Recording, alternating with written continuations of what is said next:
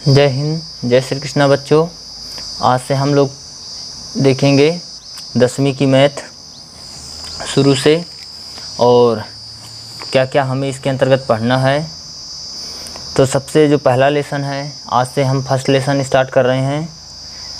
तो वास्तविक संख्याएं यानी कि रियल नंबर्स। आप जाएंगे तो अब मेरे प्लेलिस्ट में देख सकते हैं, कॉमन जो प्लेलिस्ट बनी है कॉमन मैथ में।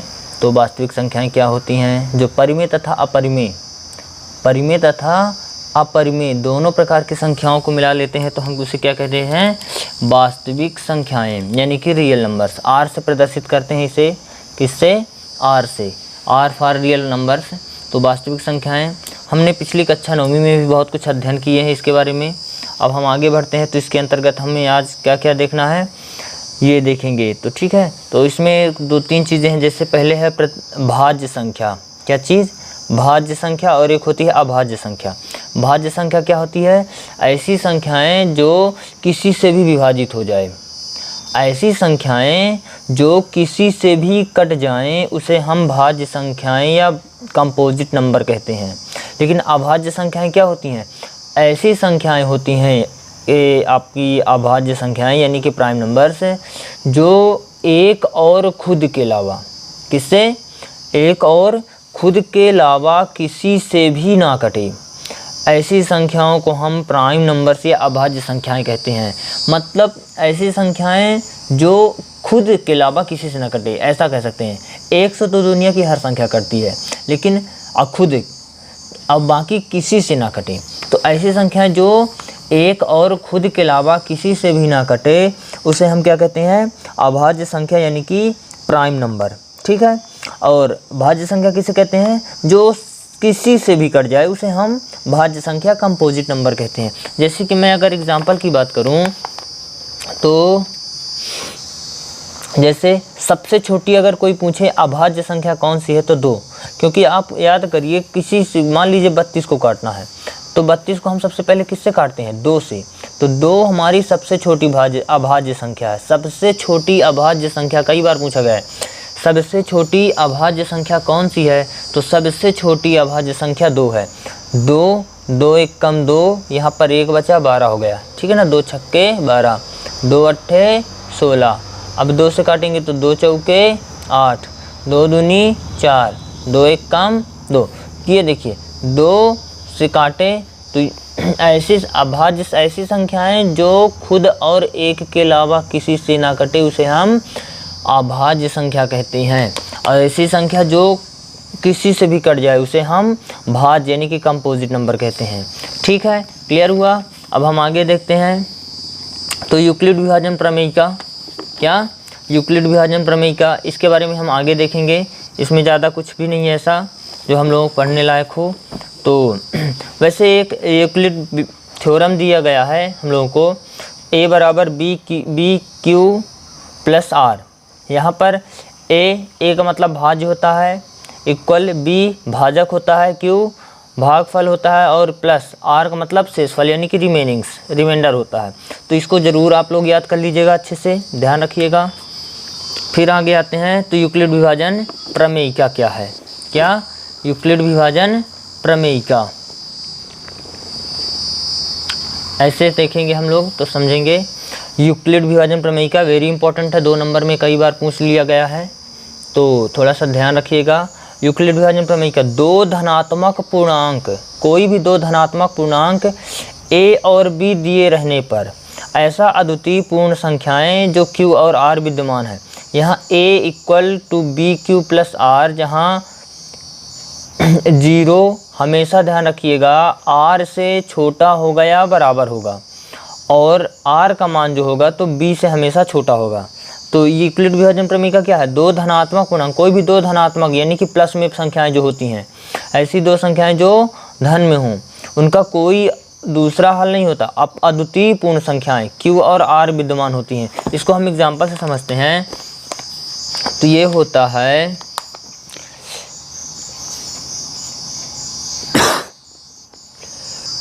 तो ये हमारी यूक्लिड विभाजन प्रमेय का है।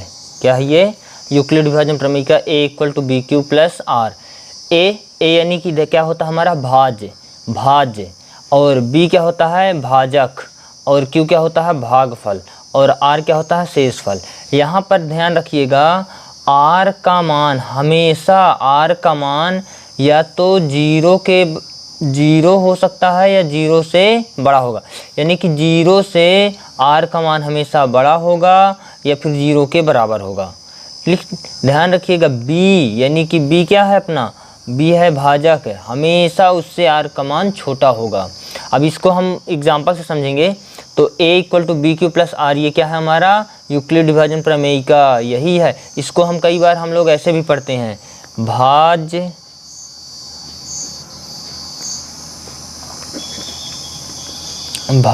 बराबर भाजक गुणे भागफल, भाज्य बराबर भाजक गुणे भागफल प्लस शेष फल। तो ये हमारी आप क्या है यूक्लिड विभाजन प्रमेय का है, यानी कि ये a equal to b q plus r, यही हमारी भाज्य बराबर भाजक गुणे भागफल प्लस शेषफल। आप जानते हैं भाज्य क्या है, भाजक क्या है, भागफल क्या है, शेषफल क्या है।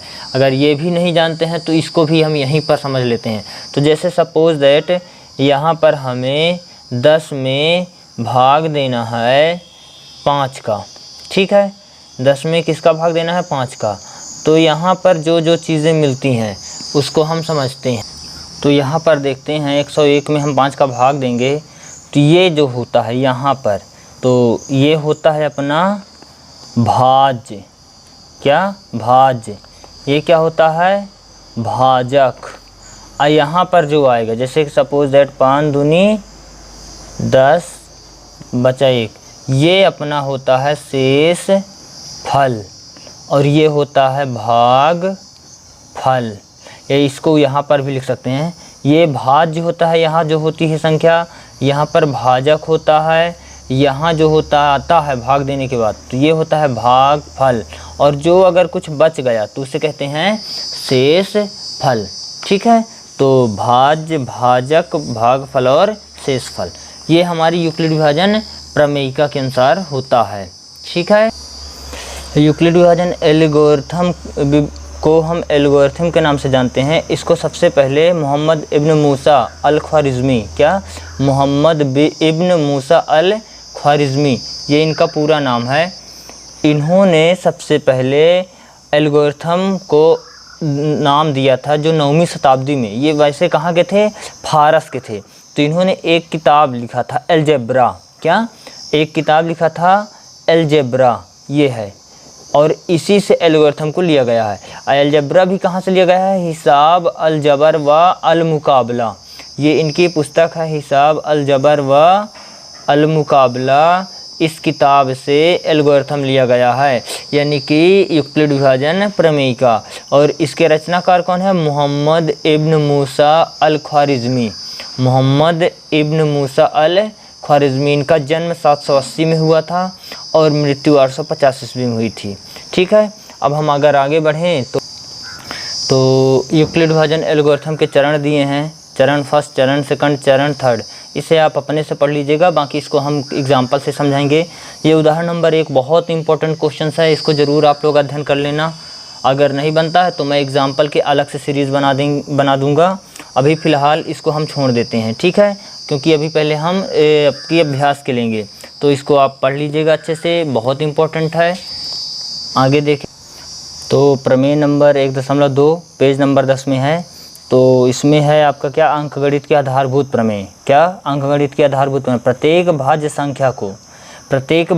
संख्या को यानी कि जिसको हम किसी भी संख्या से काट सकें, अभाज्य संख्याओं के एक गुणनफल के रूप में व्यक्त किया जा सकता है। अभाज्य संख्या क्या होती हैं, जो किसी से भी ना कटे, उनके गुणनफल के रूप में यानी कि गुणनखंड करके उसके रूप में विभाजित कर सकें, तथा गुणनखंडन अभाज्य गुणनखंडों के आने वाले क्रम के बिना अद्वितीय होता है। तो इसे हम क्या कहते हैं, अंकगणित के आधारभूत प्रमेय, अंकगणित के आधारभूत प्रमेय। चलिए इसके बाद हम आते हैं, ये तो ज़्यादा खास नहीं है, फिर भी आप लोग एक बार देख लीजिएगा। मेन आते हैं कार्ल फ्रेडरिक गॉस, इन्हें गणितज्ञों का राजकुमार कहते हैं। क्या कहते हैं, गणितज्ञों का राजकुमार। ये देखो, गणितज्ञों का राजकुमार किसे कहा जाता है, तो कार्ल फ्रेडरिक गॉस, इसलिए क्यों? क्योंकि इन्होंने एक बहुत ही अच्छी किताब लिखी थी जिसका नाम क्या है? डिस्क्विंस अरिथमेटिकी। क्या? डिस्क्विंस अरिथमेटिकी। इन्होंने एक किताब लिखी थी, इसीलिए इन्हें क्या कहते हैं? गणितज्ञों का राजकुमार, यानी कि गणित का राजकुमार कहा जाता है। इसके अलावा इस पर फिर बाद में आर्किमिडीज और न्यूटन, नाम सुने ही होंगे, बहुत बड़े साइंटिस्ट भी हैं। आर्किमिडीज का सिद्धांत, न्यूटन की गति के तीनों नियम दिए थे, तो इन्होंने भी इस पर काम किया था। तो आगे बढ़ें तो प्रमेय 1.3, प्रमेय 1.3 जो 14 पेज में है, बहुत इम्पोर्टेंट प्रमेय है, ठीक है ना। इसमें हम देखते हैं इसको और समझते हैं। पहले प्रमेय, मान लीजिए P एक अभाज्य संख्या है। P क्या है? एक अभाज्य संख्या जिसे हम किसी से भी नहीं काट सकते।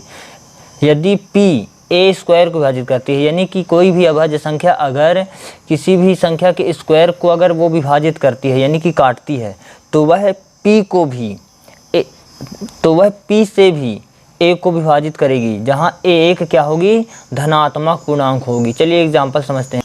माना अभाज्य संख्या 1, 2 है और पूर्ण संख्या सपोज दैट 4 का वर्ग है।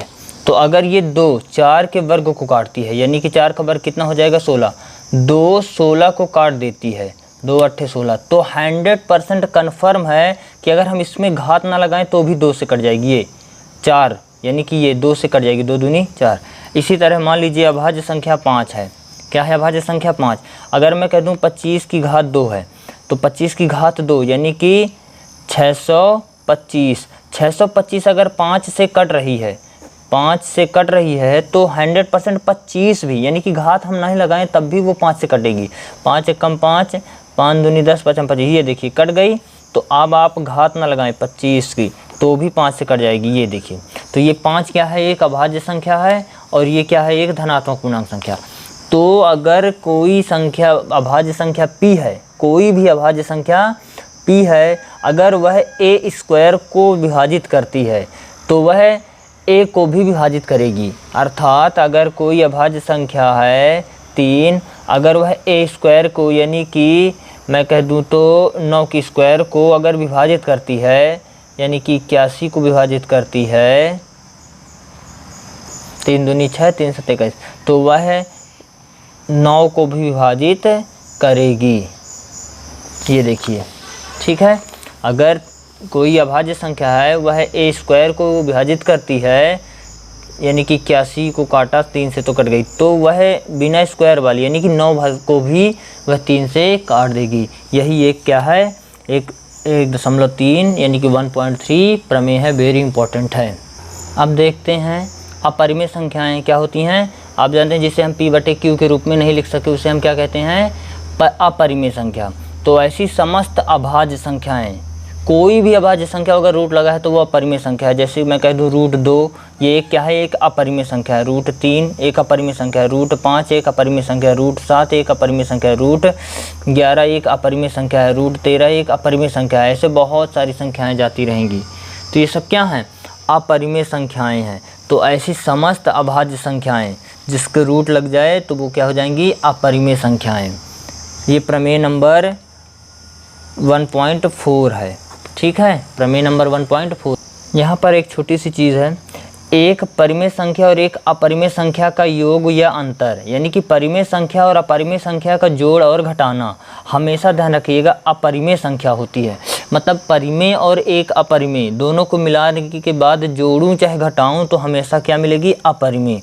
ध्यान रखिए। अब फिर इसके बाद है एक शून्येतर परिमेय संख्या, यानी कि जिसके शून्य हो, और एक अपरिमेय संख्या का गुणनफल या भागफल एक अपरिमेय संख्या होती है, यानी कि एक परिमेय संख्या जिसका भागफल शून्य हो उसका गुणा अगर हम अपरिमेय या भाग अपरिमेय संख्या से करते हैं तो वो भी एक क्या होगी? अपरिमेय संख्या होगी, ठीक है।